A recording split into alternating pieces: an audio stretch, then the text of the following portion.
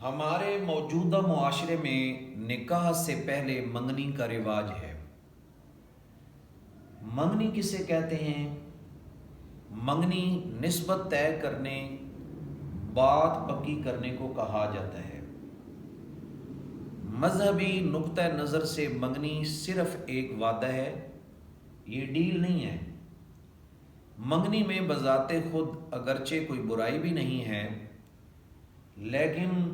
موجودہ دور کے اندر منگنی کی محفل میں اتنی خرافات آ چکی ہیں کہ الامان الحفیظ۔ منگنی کی مجلس میں لڑکے اور لڑکی کو اکٹھا بٹھا دیا جاتا ہے، جو کہ ابھی تک ایک دوسرے کے لیے غیر محرم ہوتے ہیں۔ وہ ایک دوسرے کے ہاتھوں میں انگوٹھیاں ڈالتے ہیں اور ایک دوسرے کو گلے تک لگا لیتے ہیں، جبکہ یہ چیز ہمیں سمجھنی چاہیے کہ یہ ایک مجرمانہ فعل ہے، اور یہ وہ کام ہے کہ جس سے اللہ رب العالمین ناراض ہوتے ہیں۔ پھر جب منگنی ہو جاتی ہے تو منگنی کے بعد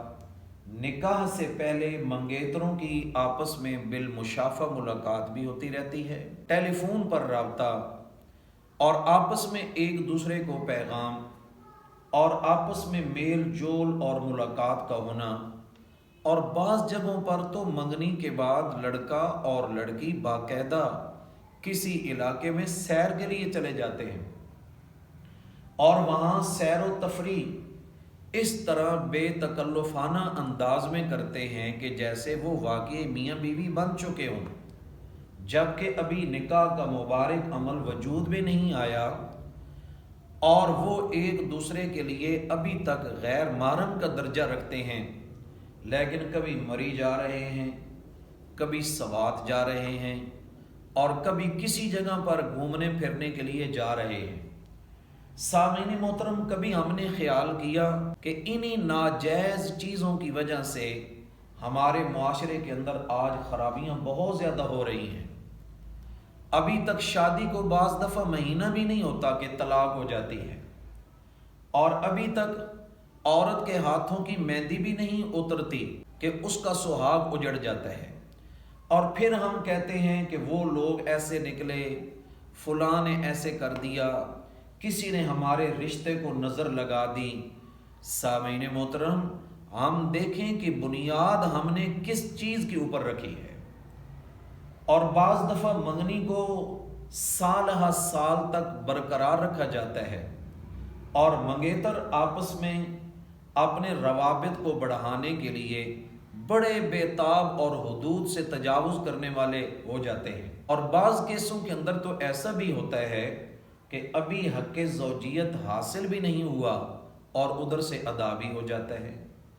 اور بہت ساری جگہوں پر ایسا بھی ہوتا ہے اس برائی کے بعد نکاح سے پہلے ہی منگنی ٹوٹ جاتی ہے، پھر وہ لڑکی والے کسی کو منہ دکھانے کے قابل ہی نہیں رہتے، اور اس بچی کی زندگی داغدار کر دی جاتی ہے۔ یہ ساری خرابیاں کیوں ہیں